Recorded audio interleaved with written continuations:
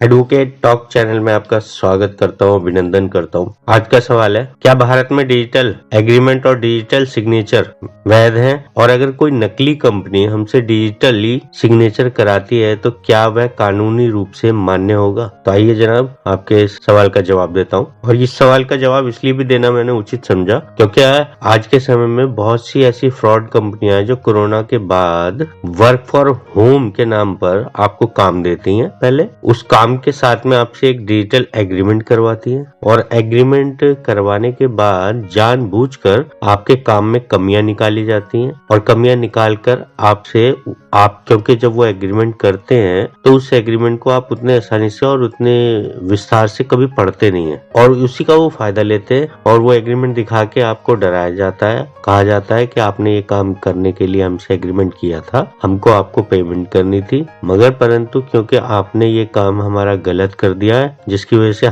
हमको आर्थिक नुकसान हुआ है, इसलिए आप हमें मुआवजे के नाम पर इतना रकम दीजिए, इतनी दीजिए। वो रकम वेरी कर सकती है आपकी हैसियत के अनुसार और उनके डिमांड के अनुसार, और वो मांगते हैं। और बहुत सारे लोग कानून को क्योंकि उतनी गहराई से नहीं समझते और वो कानूनी पचड़ों में फंसना नहीं चाहते, तो ऐसे बहुत से लोग हैं जिन्होंने इन कंपनियों को डर के मारे उनका एग्रीमेंट का उल्लंघन होना मान लिया और मानने के बाद उनको एक मोटी रकम अदा भी करी। और ये कंपनियां दरअसल ठगी का एक तरीका भर है। असल में ऐसी कंपनियों का व्यापार ठगी करना ही है, न कि आपको घर बैठे कोई काम देकर पैसे देना। तो जनाब भारत में डिजिटल एग्रीमेंट पूरी तरह से वैलिड है और कानूनन डिजिटल एग्रीमेंट को लागू करवाया जा सकता है। इंफॉर्मेशन टेक्नोलॉजी एक्ट 2000 में संशोधन करके 2008 में धारा 10A जोड़ी गई, जो कि भारत में डिजिटल क्रांति के बाद व्यावसायिक एग्रीमेंट को मान्यता देती है। तो साहब किसी भी एग्रीमेंट को तभी कानूनी एग्रीमेंट कह सकते हैं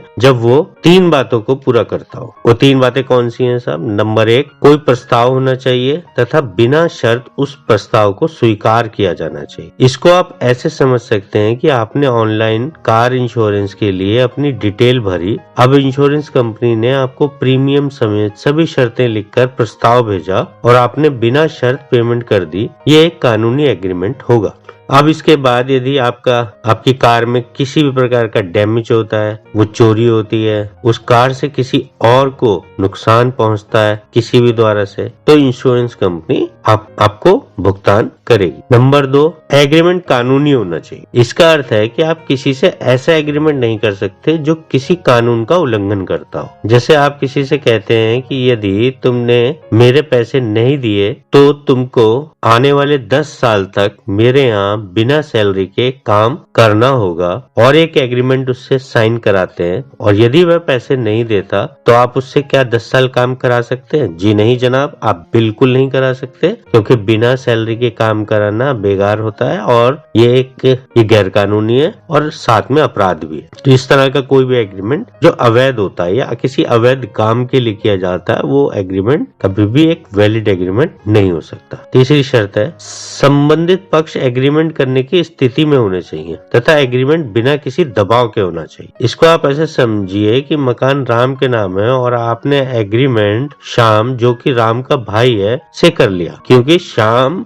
मकान का मालिक नहीं है, इसलिए एग्रीमेंट करने की क्षमता नहीं रखता। बिना दबाव के मतलब बंदूक की नोक पर या किसी अन्य प्रकार से दबाव डालकर कुछ भी लिखवा लेने से भी एग्रीमेंट अवैध हो जाता है। यानी क्षमता से तात्पर्य यह है कि आप जिससे कर रहे हैं या आप जो कर रहे हैं एग्रीमेंट, वो किस कैपेसिटी में कर रहे हैं। जैसे आपने किसी से मकान खरीद रहे हैं तो क्या वो मकान उसी के नाम है? वो उसके नाम होगा तभी तो वो इस कैपेसिटी में होगा ना, कि वो आपसे एग्रीमेंट कर सके, आपसे वादा कर सके कि हाँ मैं इसे आपको बेच दूंगा, इतने दिनों के अंदर अंदर मैं आपके नाम रजिस्ट्री कर दूंगा। मगर परंतु उसके नाम ही नहीं है और फिर भी आपने उस शख्स से एग्रीमेंट कर लिया, तो इसका मतलब क्योंकि उसकी कैपेसिटी थी ही नहीं तो वो एग्रीमेंट को लागू भी नहीं कराया जा सकता, इसलिए वो एग्रीमेंट आपका ऑटोमेटिकली गलत हो जाता है। तो इन 3 शर्तों को यदि कोई एग्रीमेंट पूरा करता है तो वो एक वैलिड एग्रीमेंट कहलाया जाता है साहब। अब आते हैं कि क्या डिजिटल सिग्नेचर वैलिड है, तो आप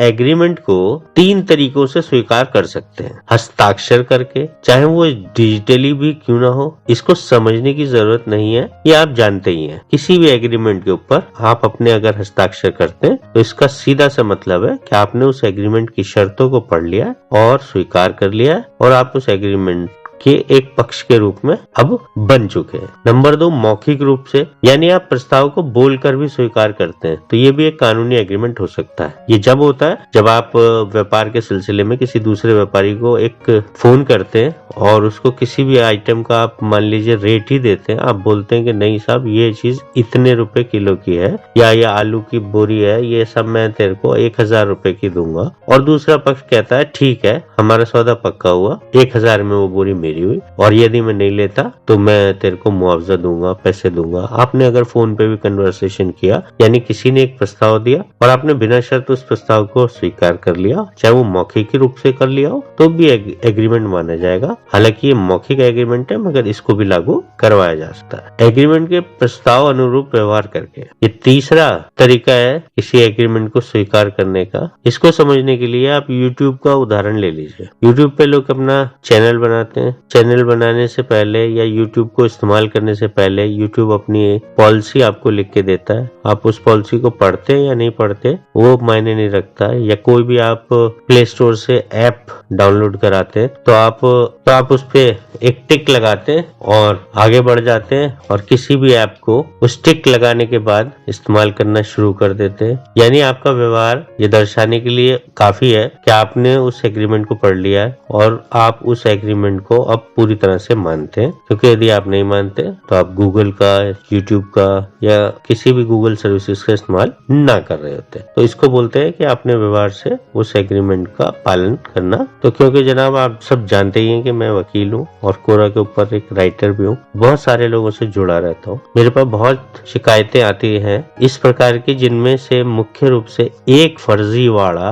जोरों पर है जिसकी जानकारी आप सबको होनी ही चाहिए। कुछ फर्जी कंपनियां लोगों को घर बैठे पैसे कमाओ का झांसा देकर कुछ काम देती हैं और बदले में एक डिजिटल एग्रीमेंट कर लेती हैं और लोग काम करके कंपनी को देते हैं और वो फर्जी कंपनी काम में कमी निकालकर आपसे हर्जाना मांगती है। अब आप इनकार कर देते हैं तो वो एक लीगल नोटिस वकील से भिजवाकर आपसे 10 या 20 हजार रुपए की मांग करती है और पैसा न देने पर केस करने की धमकी देती है। अब आप उसका एग्रीमेंट जो शुरू में आपने जल्दबाजी में स्वीकार कर लिया था पढ़ते हैं और उनमें आपका काम गलत होने पर कंपनी को हर्जाना देना पड़ेगा। तो जनाब एक बात समझ लीजिए, ऐसा कोई भी नोटिस आए तो कचरे के डिब्बे में फेंक दीजिए और मस्त रहिए, क्योंकि 10 या 20 हजार के लिए कोई कंपनी आपके ऊपर केस नहीं करने वाली, क्योंकि इससे ज्यादा पैसे तो वकील झाड़ लेंगे कंपनी से। ये कंपनियां अक्सर 10, 20, 25 हजार तक का ही आपसे मुआवजा मांगती हैं, क्योंकि वो ऐसी रकम मांगती हैं ताकि आप तुरंत बड़ी आसानी से ये रकम दे दें। इस रकम को मांगने के लिए लोग कई बार वकीलों से नोटिस भिजवाते हैं, फर्जी नोटिस होते हैं सब पूरी तरह से, और आपको नोटिस भिजवा के डराया जाता है। आपके व्हाट्सएप पे भेजा जा सकता है, आपके ईमेल पे भेजा जा सकता है, फिजिकल एड्रेस यदि आपने उन्हें दिया है तो उसके ऊपर भी भेजा जा सकता है। मगर ऐसे नोटिसों से आपको डरने की कोई आवश्यकता नहीं है, क्योंकि 10-20 हजार के पीछे कोई कंपनी इतना बड़ा कानूनी कदम आप लोग आपके खिलाफ नहीं उठाने वाली, क्योंकि ये कंपनियां खुद में फर्जी होती हैं। तो आपके लिए कुछ भी ऐसा नहीं करेंगे कि जिससे इनको भी तकलीफ में आना पड़े। एक बात और, एग्रीमेंट के उल्लंघन होने पर दीवानी यानी सिविल केस व्यवहार न्यायालय में केस बनता है। तो आप यदि मान लेते हैं कि आपके ऊपर केस हो भी गया तो भी पैसे आपको नहीं देने पड़ेंगे। आप पूछेंगे तो फिर पैसे कौन देगा? जनाब पैसे देंगे आपके नाती पोते, क्योंकि दीवानी मुकदमों में इतना समय लगता है कि कहावत बनी हुई है, दादा लड़े और पोता बढ़ते। अब क्योंकि ऐसे केस में पुलिस का कोई हस्तक्षेप नहीं होता तो आपको किसी भी प्रकार से डरने की जरूरत नहीं है। इसके साथ ही ऐसी फर्जी कंपनियों के खिलाफ आप धोखाधड़ी का आपराधिक केस भी कर सकते हैं। धन्यवाद जनाब, आपने मुझे सुना, अपना कीमती समय दिया। आपसे प्रार्थना है आप चैनल को लाइक कीजिए, सब्सक्राइब कीजिए, बेल आइकन को दबाइए और जो करना कीजिए साहब, क्योंकि कुछ ना करने से कुछ करना बेहतर होता है। नमस्कार जनाब, आपका दिन शुभ हो।